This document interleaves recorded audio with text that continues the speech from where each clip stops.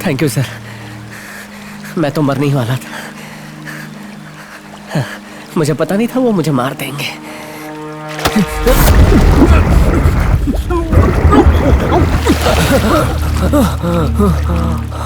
चलो बता मुझे, कौन थे वो लोग? मैं नहीं जानता। बता।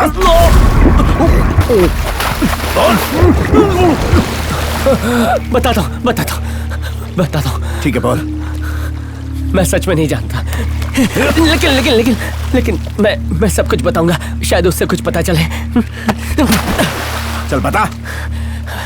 बताता हूँ। सब कुछ समझाने के लिए मुझे 1998 से शुरू करना होगा।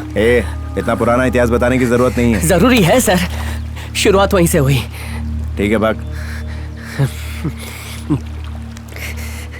98 में पोखरण एटॉमिक टेस्ट के सक्सेसफुल होने के बाद यूरेनियम, थोरियम और प्लूटोनियम, इनका इस्तेमाल देश की निगरानी करने वाले हथियारों में होने लगा। इसके लिए डीआरडीओ ने एक सॉफ्टवेयर तैयार किया, ब्लैक जी, जिसे इसरो ने पीएलवी गरुड़ा 1 और 2 से एक सैटेलाइट के जरिए ऊपर भेजा गया, जो सिर्फ माइंस की पूरी जानकारी रखता था। वो इस सॉफ्टवेयर के जरिए इन एटॉमिक मिनरल्स के एक एक किलो का हिसाब अपने आप रखता था। लेकिन यूनाइटेड नेशन ने 14 तरह के एटॉमिक मिनरल्स के इंपोर्ट एक्सपोर्ट पर रोक लगा रखी थी, इसलिए। चुप कर, इतना फुटेज क्यों खा रहा है? सर आपने ही कहा सब कुछ बताओ। इतने डिटेल में बताने के लिए नहीं कहा था। वो चीज क्या थी और कहां से आई, और ये लोग कौन थे, बस इतना ही बता। 2 साल पहले DAE geotechnical mining survey में। ये डीएई क्या है? Department of atomic energy. Oh ठीक है, आगे बोल। एनीवे, थुमुलपल्ली गांव में उन्हें ग्रेड A के यूरेनियम का बहुत बड़ा भंडार मिला। ये दुनिया के सबसे बड़े भंडारों में से एक है, ये बात सबको पता है। अगर हम यूरेनियम के थोड़े से भी कण ले लें। फालतू बकवास बंद और मुद्दे पे आ। ओके। लेकिन लोगों से ये बात छुपाई गई। प्लूटोनियम 213 यूरेनियम में मिलने वाला सबसे भारी खनिज है, ये तो आप जानते ही होंगे। न जानता हूँ न जानना चाहता हूँ, तू इसमें कैसे घुसा ये बता। रामायण बताने की जरूरत नहीं है। रामायण बताऊंगा तभी तो पता चलेगा कि सीता किडनैप क्यों हुई।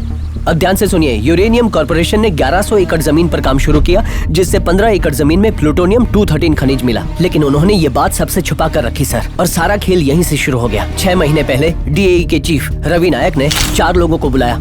मतलब यूँ समझिए कि 4 हैकर्स को उसने एक सीक्रेट प्रोजेक्ट के लिए हायर किया। उनमें मैं और मेरा दोस्त राजेश भी था। ये बहुत ही सेंसिटिव मिशन है। भारत की सुरक्षा का भविष्य तुम्हारे हाथों में। पीएलवी गरुड़ा 1 और 2 सैटेलाइट के बारे में तुम्हें अच्छी तरह बताया गया है। नाउ हमारे दोनों सैटेलाइट को चाइनीज ने हैक कर लिया है। वो हमारे न्यूक्लियर भंडार की जासूसी कर रहे हैं, जो अच्छा नहीं है। तुम्हारे पास 2 काम है। पहला, उसे वापस हैक करो, खुदाई वाली तस्वीर को हटाकर पुरानी जंगल वाली इमेजेस को वापस लगाओ और उन्हें भटकाओ। दूसरा, सिस्टम को हैक प्रूफ बनाओ, जिससे भविष्य में उसे कोई हैक न कर सके। याद रहे, काम खत्म होने तक कोई भी यहाँ से बाहर नहीं जाएगा। No phones, no pen drives, no personal items, nothing. पहले स्टेज में झारखंड के जाडूगुडू यूरेनियम भंडार के एरिया को और आंध्र प्रदेश में थुमुलपल्ली यूरेनियम भंडार के एरिया को ब्लॉक करना है। उन लोगों ने हम चारों को अलग अलग काम दे दिए। नई तस्वीरों की जगह पुरानी तस्वीर लगाने में हमें 4 हफ्ते लगे। ओके, नाउ डेटा रिप्लेस करने में और सिस्टम को हैक प्रूफ बनाने में 2 हफ्ते और। उन लोगों को कोड सौंपने के बाद हमारा मिशन खत्म हुआ और हमें घर भेज दिया गया। वहां से निकलने के बाद भी पूरे 1 महीने तक हम पर नजर रखी गई। लेकिन राजेश ने डीएई के लोकल सर्वर में एक बग लगा दिया था और उसे अपने कंप्यूटर से जोड़ दिया था, जिसके बारे में हम कुछ नहीं जानते थे। वो समझ गया कि हमने चाइनीज सॉफ्टवेयर को नहीं, ब्लैक जी को हैक किया है। ब्लैक जी क्या है? ये ब्लैक जी और गरुड़ा सैटेलाइट दोनों एक ही है। ये हमारे इंडियन इंटेलिजेंस और डीआरडीओ ने आपस में मिलकर एक स्पेशल सॉफ्टवेयर डिजाइन किया है, जिससे पीएलवी गरुड़ा सैटेलाइट हमारे न्यूक्लियर प्रोग्राम में इस्तेमाल होने वाले मिनरल रिजर्व पर नजर रखता है। अब तो रामायण समझ में आ रही है ना? हाँ, थोड़ी थोड़ी। अच्छा, मतलब एक ऑफिसर ने तुम लोगों को एक सॉफ्टवेयर ब्रेक करने के लिए ऐसे वैसे नहीं, डीएई हेड। अब ये डीएई क्या है? अरे यार, डिपार्टमेंट ऑफ एटॉमिक एनर्जी। इसलिए तो मैं 1998 से शुरू कर रहा था, जिससे आपको वो। बस फिर से शुरू मत करो, मैं समझ गया। ये डीएई हेड ने तुम लोगों से सॉफ्टवेयर हैक क्यों करवाया? यूरेनियम स्मगलिंग को सैटेलाइट की निगरानी से छुपाया जा सके। स्मगलिंग? कौन है वो? और कौन, डीएई हेड है। 2 या 3 प्राइवेट शिपिंग कंपनीज और भी मिली हैं, और हाँ, थुमुलपल्ली का लोकल एमएलए भी है। लेकिन वो इस चीज को बेच किसे रहे हैं? किसी इंटरनेशनल कंपनी को बेच रहे हैं। और तुम्हें ये सब कैसे पता? मेरी बनाई गई इमेज को वो लोग थुमुलपल्ली में हो रही अवैध खुदाई को छुपाने में इस्तेमाल कर रहे हैं।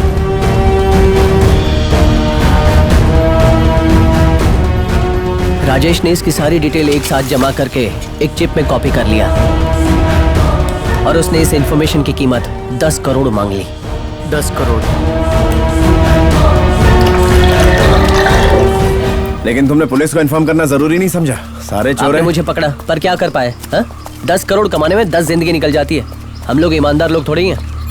लेकिन एक दिन। हेलो। अरे मुझे तुम्हारी मदद चाहिए, मैं फंस गया हूँ, वो मुझे मारने आ रहे हैं। क्या? ए आराम से आराम से। तो क्या बोल रहा है? तुझे कौन मारने आ रहा है? मैं अभी कुछ नहीं बता सकता, तू जल्दी ए आ जा। राजेश, पुलिस को बताते हैं। नहीं नहीं नहीं नहीं नहीं, सब मिले हुए हैं, घर आ जा, बहुत अर्जेंट है। ओके ओके ओके ओके आ रहा हूँ।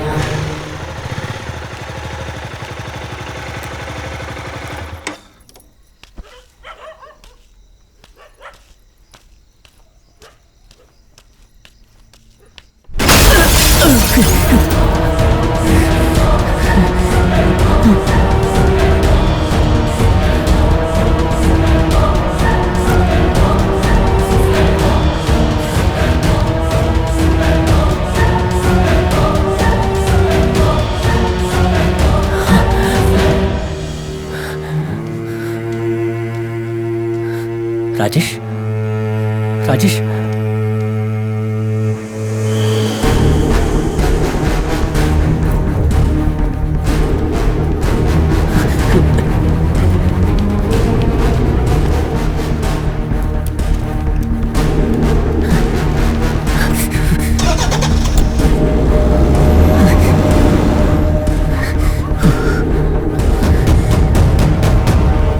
करोड़पति बनने की लालच में राजेश तो मर गया और तुमने उससे चिप ले ली। पैसे के लिए तुम भी वही गलती कर रहे हो जो उसने की। नहीं, उस झिंगुर ने उन लोगों से डील की जो इस घोटाले में शामिल थे, लेकिन मैंने उससे डील की जो इसका पूरा फायदा उठा सकता था। मैंने तो वसूल भी कर लिए। 10 करोड़ नहीं, 25 करोड़। किसने दिए? प्रताप रेड्डी ने। उसका क्या रोल है इसमें? वो घोटाले में शामिल नहीं है ना। उन्हें कैसे पता चला कि चिप तुम्हारे पास है? चिप को सर्वर से कनेक्ट किया तो लोकेशन पता चल गई। चिप ढाली गई, उसे खोजो। तो वो लोग दार्जिलिंग से ही तुम्हारे पीछे पड़े। वही तो। जैसे उन्हें पता चला कि ये इन्फॉर्मेशन प्रताप रेड्डी के पास है, उन्होंने उसे मारने की बिल्कुल कोशिश सही सोचा। अब वो मुझे भी मारना चाहते हैं क्योंकि उन्हें लगता है कि मैं भी इस केस में इन्वॉल्व हूँ। सही। अभी चिप किसके पास है? प्रताप रेड्डी के पास। तो जब तक प्रताप रेड्डी वो फुटेज मीडिया को नहीं दे देता, हमें चुप रहना होगा। लेकिन चिप उसे कल शाम तक मिल गई होगी और वो मीडिया तक पहुंच गया होगा। ये हमें कंफर्म कर लेना चाहिए। आओ।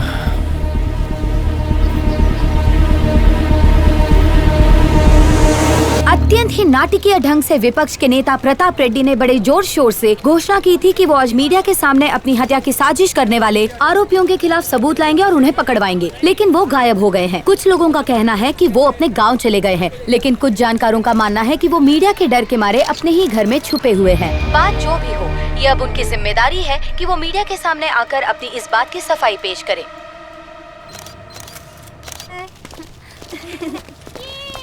सर, प्रताप रेड्डी ने आपकी रूलिंग पार्टी पर कुछ आरोप लगाए हैं, बताइए क्या वो सच है? क्या सचमुच उनकी हत्या की साजिश में आपकी पार्टी का हाथ है? बताइए सर, बताइए ना आप सर। रूलिंग पार्टी के सीनियर लीडर और माइनिंग मिनिस्टर होने के कारण आपको जवाब देना ही होगा। मैं क्यों जवाब दूं? हैं? आपके सवालों का या उसके आरोपों का कोई सबूत है आपके पास? सबूत लाइए, मैं जवाब दे दूंगा।